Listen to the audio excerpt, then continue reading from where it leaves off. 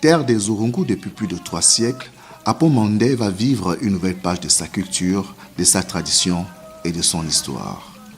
2 jours durant, ce groupe ethnique de la grande famille Omiene va consacrer les Aka Sanero, le temple bâti à l'honneur de la lignée royale.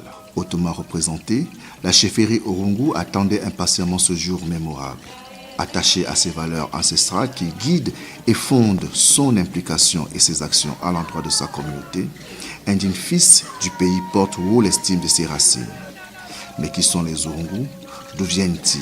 Le peuple Urungu est venu jusqu'ici, sur la côte ouest du delta de l'Ogooué. Devinez pourquoi ils sont arrivés ici. Les Urungu sont partis du lac Tanganyika.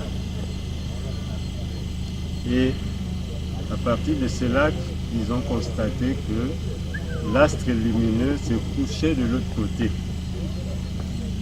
Ils ont décidé de traverser le lac pour aller voir où se couche le soleil.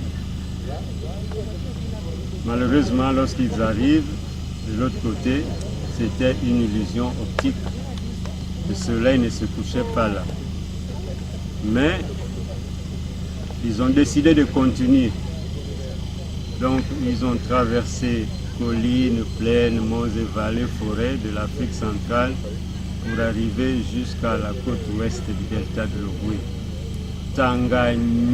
Tanganyika aujourd'hui, en Urunguani, la langue Urungu, c'est Tanganyika.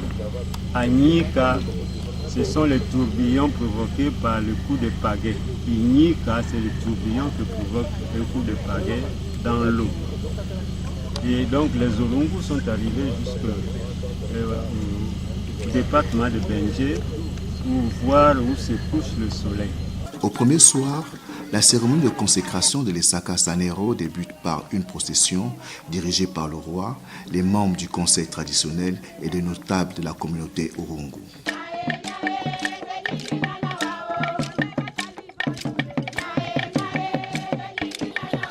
La coupure du tissu blanc marque l'accès au sein, la coupure du tissu blanc marque l'accès au sein du Saint-Lieu. Le rythme des tam-tams accompagne les chants et les danses.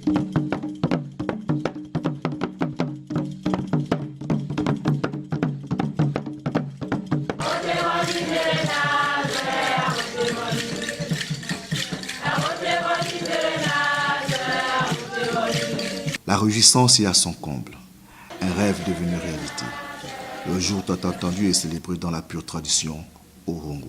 Nous, peuple Urungu, parce que c'est une résolution que nous avons prise ensemble, qu'il fallait que nos enfants, nos petits-enfants, ne vivent pas le désert que nous avons vécu sur ce site, si plein d'histoire, si plein de mystères, si plein de puissance.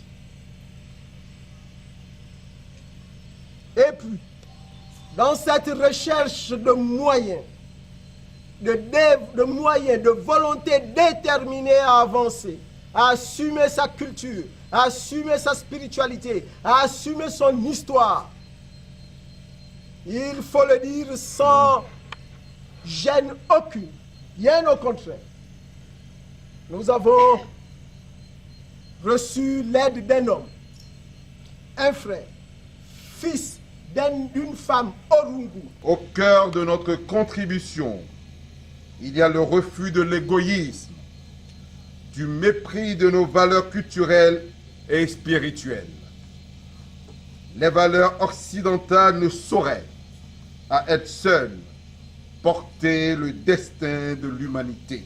Il y a le rejet de ce faux évolutionnisme qui prétend que nos peuples seraient comme figés à un stade antérieur à l'évolution humaine, que nos cultures ne vaudraient pas grand-chose qui puisse inspirer nos enfants en développement. Ce sont là des préjugés absurdes et choquants. Ils doivent être absolument combattus. Au premier soir de la cérémonie, le commun des mortels tel les éclaireurs assiégés dans les Saka Zanero.